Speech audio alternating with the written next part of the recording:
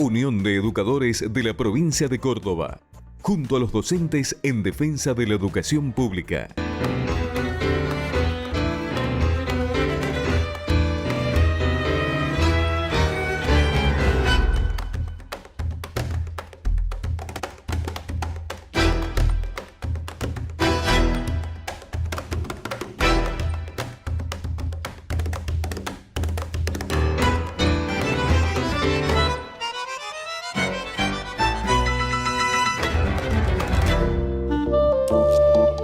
Bienvenidos a una nueva edición de Principio Activo, Salud y Sociedad.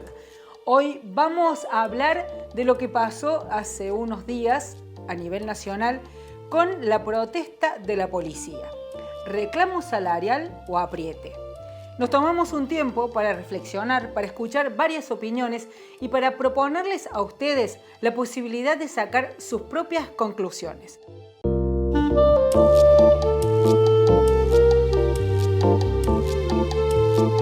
Vamos a tener de invitada en nuestro programa a Matilde Brera. Ella es abogada, profesora de Derecho Penal en la Universidad Nacional de Rosario, ex defensora pública y representante de Justicia Legítima. También vamos a contar con la opinión del profesor Esteban Rodríguez Alzueta, que es abogado, sociólogo y también especialista en criminología. Con ellos vamos a tratar de andar y desandar los caminos de las opiniones sobre lo que pasó con la policía. ¿Protesta o apriete?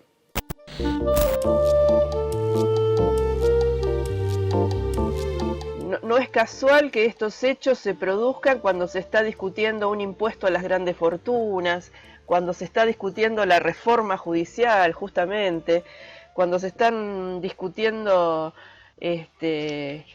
cuestiones importantes, ¿no? para el futuro del país, aparecen este contexto de ataques, y además uno no puede tampoco dejar este contexto que aparece como golpista y al principio parece descolgado, culmina con un levantamiento policial. Eso no es casual, y mucho menos si uno analiza cuál es el contexto de América Latina y los recientes golpes que se han dado en toda la región, ¿no? El último fue Bolivia, Honduras fue el primero, ¿no?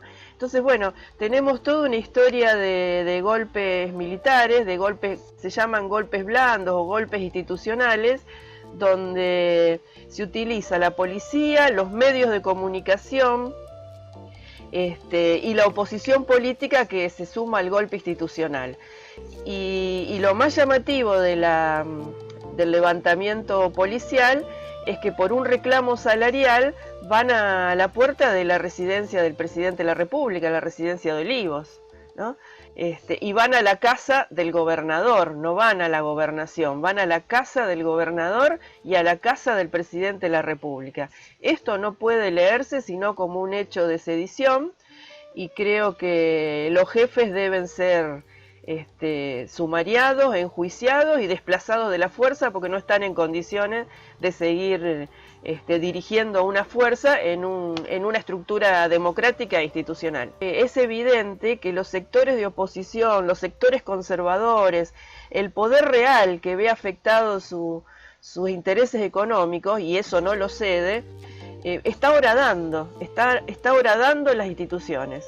No les interesa ni la democracia ni las instituciones, lo único que les interesa son sus propios intereses, y están aprovechando un momento de desmovilización, porque es cierto que las fuerzas democráticas estamos desmovilizadas porque estamos acatando las medidas sanitarias por la pandemia. Bueno, yo creo que hay que seguir respetando las medidas, pero creo que hay otras formas de movilización y de reacción muy fuertes. Y yo creo que en este momento la sociedad, reaccionó bastante bien. Yo estoy en la Cámara de Diputados de la provincia. La Cámara en el día de ayer sacó una declaración condenando el levantamiento policial, mejor dicho, lo repudia. Fue casi por unanimidad, porque se opuso Amalia Granata y la diputada que la acompaña, lo cual es vergonzoso, porque estamos hablando de la defensa de las instituciones, y nadie cuestionó que el reclamo de aumento salarial sea legítimo.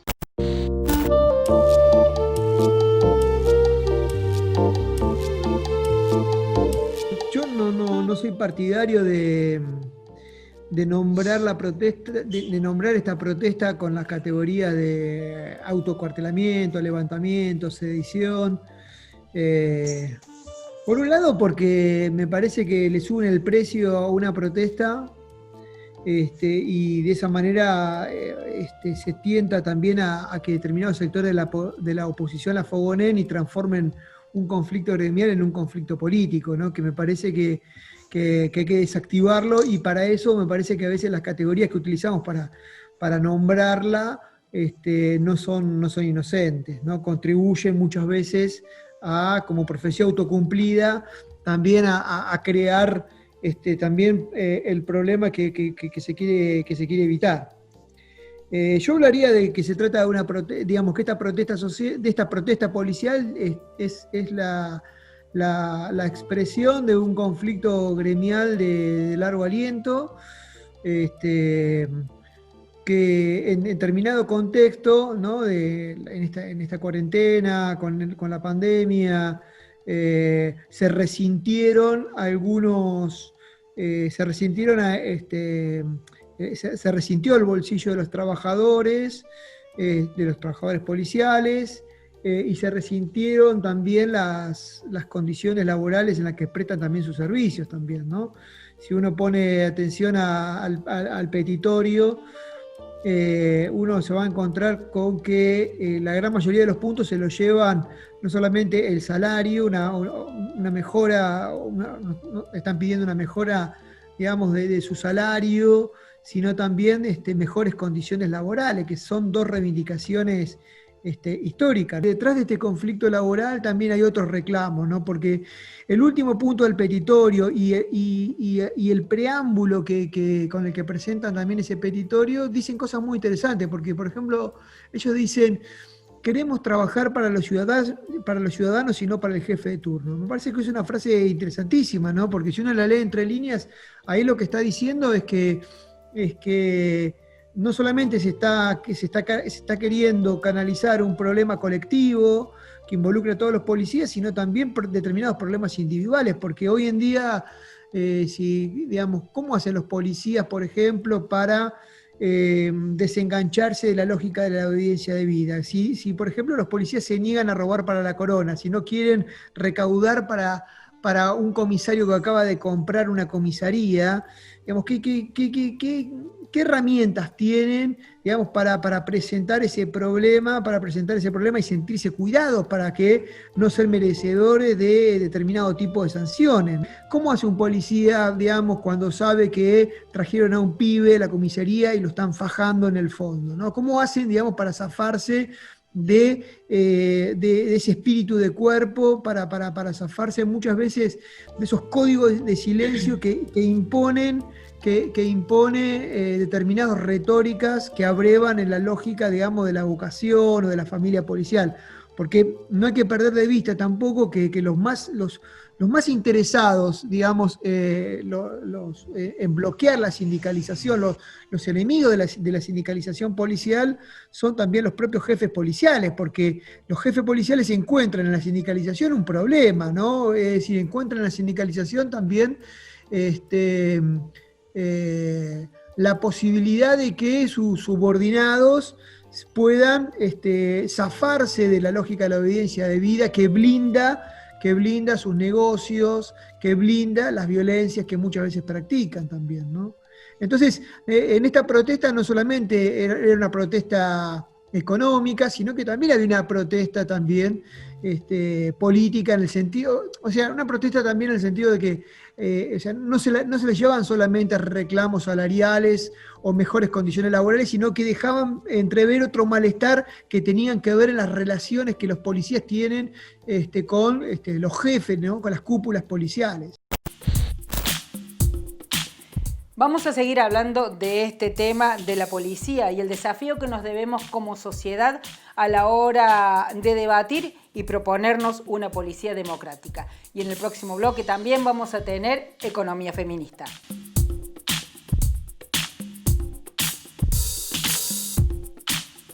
Unión de Educadores de la Provincia de Córdoba, junto a los docentes en defensa de la educación pública. Obra social del personal de la industria gráfica de la provincia de Córdoba. Defendemos el sistema solidario de atención de la salud. La salud es un derecho, no un negocio.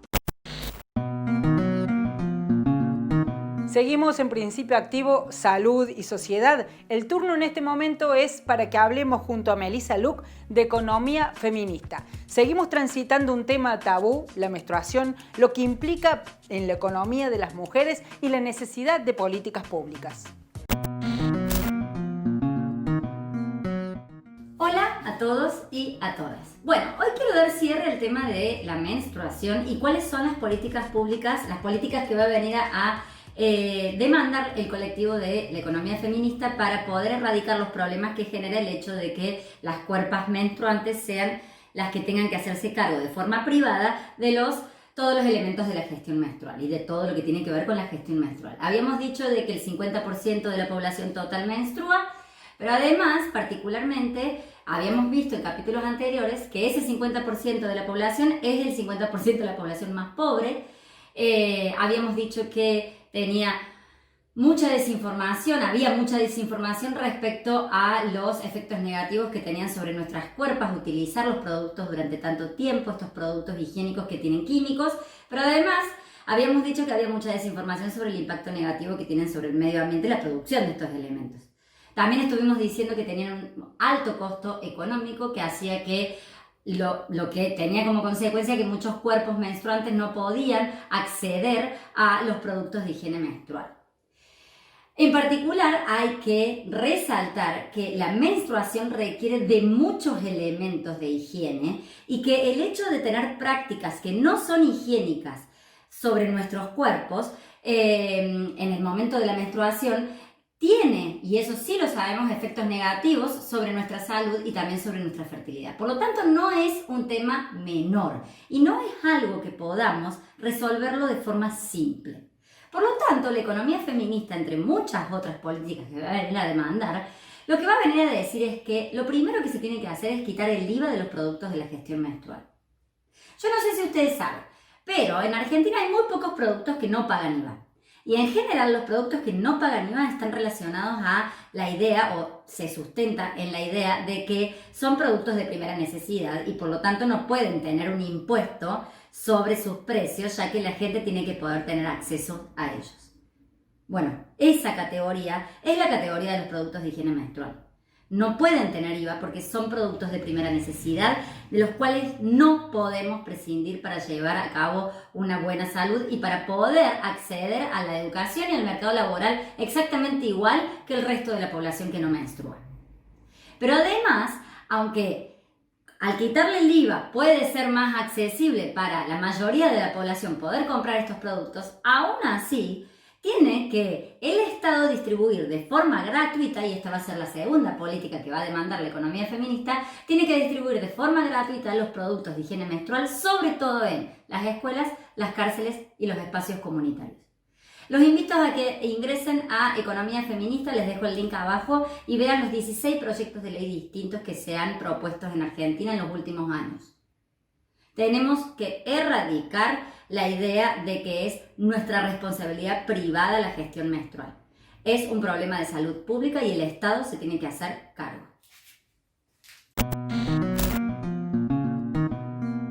El tema central de nuestro programa es la policía y el debate que nos debemos como sociedad. Seguimos reflexionando con el profesor Rodríguez Alzueta sobre esta temática. Lo que uno también busca con las sindicalizaciones es reponer al ciudadano y devolverle el estatus de trabajador que tiene el policía, porque el policía, antes de ser un servidor público como puede ser el enfermero, el médico, el recolector de residuos o un maestro, es sobre todo un ciudadano que tiene derechos y uno de los derechos más importantes es la protesta, el derecho a peticionar a las autoridades. El policía, digamos, es un trabajador también, ¿no? Y además te diría lo siguiente, me parece que también la sindicalización es una de las formas que asume la democratización. Me parece que una de las tareas pendientes digamos, para con las policías en este país tiene que ver con la democratización de las fuerzas de seguridad, ¿no? De las agencias de seguridad. Digamos, vos pensás que las policías en Argentina fueron creadas casi todas ellas por generales, por militares, y la crearon imagen y semejanza del ejército. Por eso nos encontramos con instituciones policiales hipercentralizadas, jerarquizadas, ¿no? Militarizadas, con doble escalafón que reproducen desigualdades sociales al interior de las agencias, ¿no? Y me parece que una de las tareas pendientes tiene que ver con la democratización de estas agencias, ¿no? Es decir, con desmilitarizarlas, con desjerarquizarlas, es decir, ya te digo, con devolverle el estatus de ciudadano y reponer el carácter trabajador que tienen cada uno de estos actores. Porque todos los protagonistas de la protesta de la semana pasada, vos pensás que son nacidos y criados en democracia, no nacieron en la dictadura y tampoco se ficharon en la policía, digamos, en la última dictadura cívico-militar. Son pibes jóvenes que durante los últimos gobiernos kirchneristas vieron, por ejemplo, cómo otros grupos de otros sectores sociales iban adquiriendo cada vez más derechos. De hecho, los trabajadores iban adquiriendo cada vez más derechos y ellos seguían, digamos, parados en el siglo XIX, ¿no? Entonces me parece que hay que encontrarle un canal para que estos reclamos legítimos puedan tramitarse con previsibilidad, con certidumbre.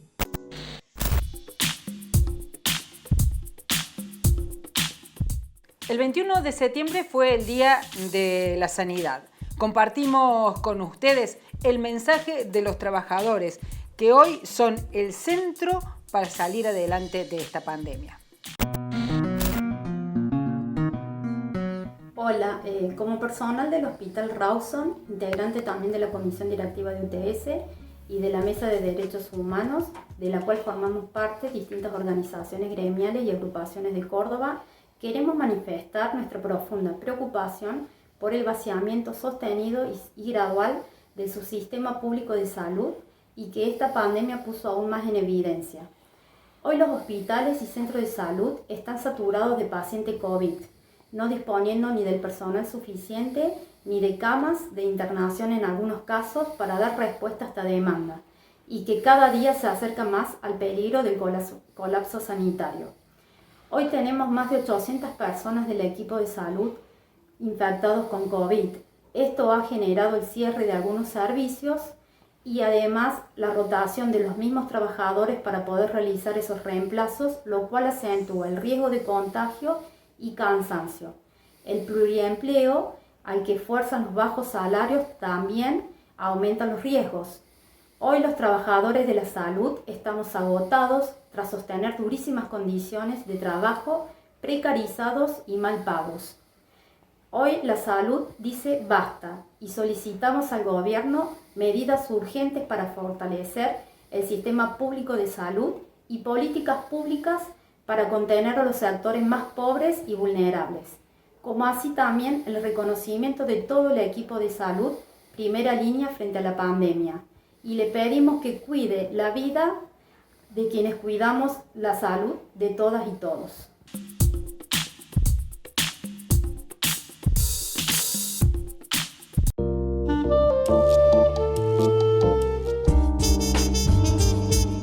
Asambleas virtuales, ventajas del mundo digital. En Code Sociedad Anónima, líder mundial en firma digital, junto a DDA, te ofrecen las ventajas de la asamblea virtual.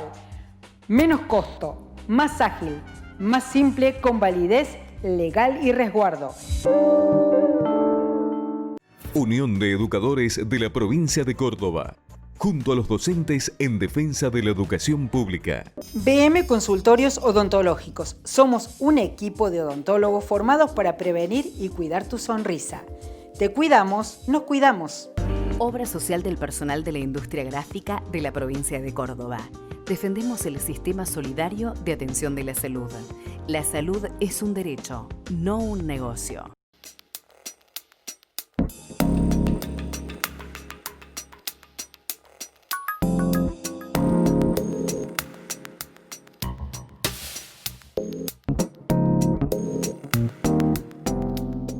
Llegamos al bloque final de Principio Activo Salud y Sociedad y hemos ido abordando con el profesor Esteban Rodríguez Alzueta la problemática de la policía y los desafíos pendientes que tenemos como sociedad. Lo escuchamos. Con respecto a esto de devolverle la ciudadanía y de entenderlos como trabajadores y de la heterogeneidad que puede haber hacia adentro de la fuerza, lo que se siente por ahí desde la ciudadanía es que utilizan como un rango de poder por sobre la ciudadanía común. Entonces, como que, no, bueno, sí, es mi vecino, pero si pudiera fajarme faja, o cuando nosotros salimos a reclamar nuestros derechos, no son solidarios con nosotros, sino que nos reprimen. Entonces, ¿cómo se puede humanizar este vínculo? O sea, a través de la sindicalización, a través de la devolución, pero ¿se puede o hay alguna cuestión de que uno elige ser policía porque tiene esa cuestión de me siento como con mayor poder sobre el resto de la sociedad? Sí, muy interesante las preguntas, ¿no? Mirá, varias cosas hay para decir ahí. En primer lugar, hay que decir que detrás de la represión, de las represiones policiales, hay una autorización del funcionario, digamos, del poder de la conducción política de turno, ¿no? O de un juez, ¿no? Eso es lo primero que hay que decir, ¿no? Es decir, que me parece que habría que buscar la autoría, digamos, de esas represiones en otro lugar. En cuanto al hostigamiento policial, digamos, que de las que son protagonistas, los policías, es muy cierto, me parece, pero me parece, yo siempre le digo, digamos, a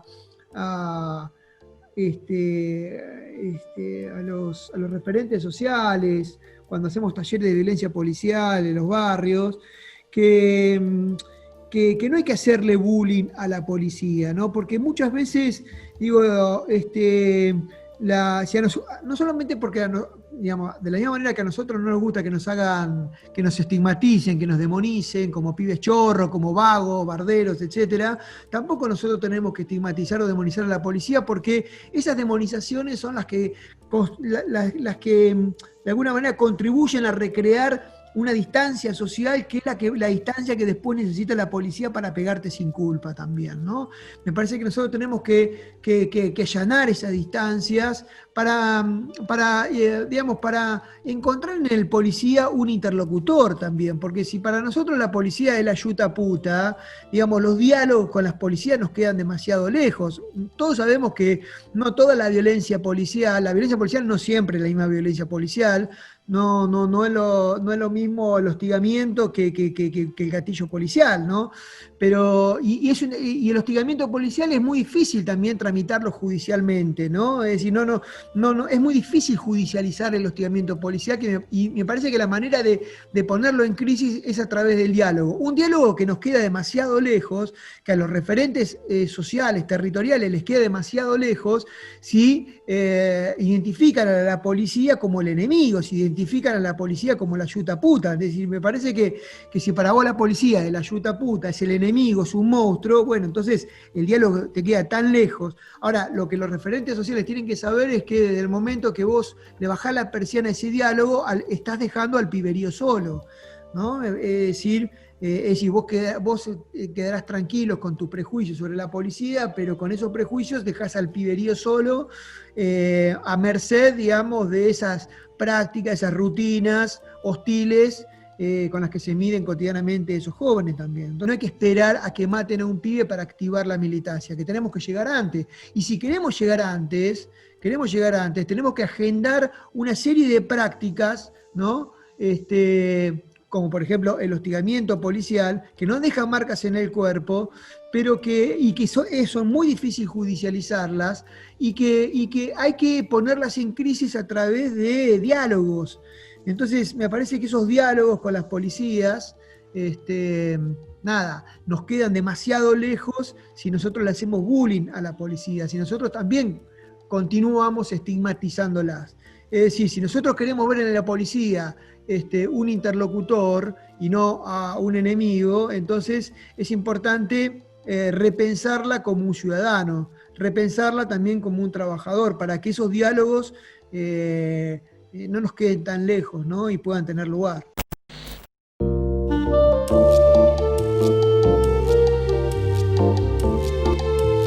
Después de escuchar a nuestros entrevistados, que la problemática de la policía fue fogoneada y usada por medios hegemónicos y por alguna parte de la oposición para generar malestar y para generar inestabilidad. Es necesario que la policía se forme, que tenga una formación integral, que haga centro en derechos humanos y género, que tenga estándares y legalidad a nivel internacional, y también que sea parte del control de su formación la participación social, porque la policía debe estar para cuidar a la ciudadanía y no al funcionario de turno. Cuando pensamos en seguridad, estamos pensando en más patrulleros, en más policía, en armar más a la fuerza, y no estamos acostumbrados en pensar en más trabajo, en casas juveniles y en darle un espacio creativo y recreativo a la juventud. Pero también es necesario pensar en un cambio de formación o de capacitación de la sociedad, un cambio de paradigma, donde dejemos de pensar exclusivamente en que la seguridad está vinculada a la cantidad de patrulleros que hay en la calle, a la baja de imputabilidad de los menores o a la cantidad y la rigurosidad de las penas. Es fundamental dar la batalla cultural y poner en cuestión ese imaginario colectivo que atraviesa parte importante de nuestra sociedad, donde pone en la policía manodurista la forma de control social. Tener esa mirada para achicar la distancia, para que desde ambos sectores nos sintamos miembros, participantes de una misma sociedad que debemos construir entre todos. Porque también detrás de esas palabras filosas que muchos vecinos tallan para denigrar al otro como único problema, está la averiguación de antecedentes que asume la policía. Primero nace en la desconfianza del vecino. Es importante poner en contexto y reconocer que muchos de los policías y las policías que hoy forman parte de la fuerza son jóvenes nacidos y criados en democracia que han elegido la fuerza como una forma de tener un salario digno, como una forma de ser parte de esta sociedad. Hoy hablamos de los policías como trabajadores. Nuestro invitado puso en cuestión cómo actúan las cúpulas en este escenario. Por eso nos parece que es fundamental pensar al policía como un trabajador, como miembro de la misma sociedad a la que pertenecemos. Es fundamental que ambas partes, la policía, la sociedad, en esta simplificación que proponemos, que es mucho más compleja, asumamos este compromiso de establecer y construir un diálogo para conformar una policía democrática que sirva para cuidar a su pueblo, a su ciudadanía. Necesitamos asumir responsablemente ese desafío para poder transformar juntos nuestra sociedad y ser más justos y solidarios. Hasta el próximo programa.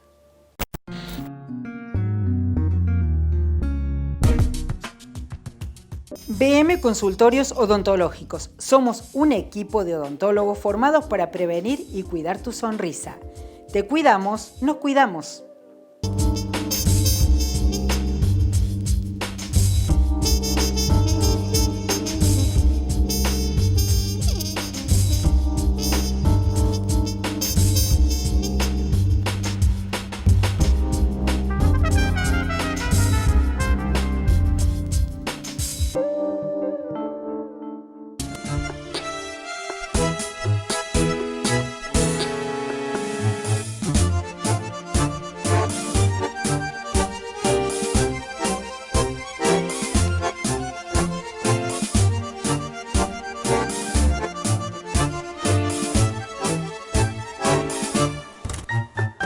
Música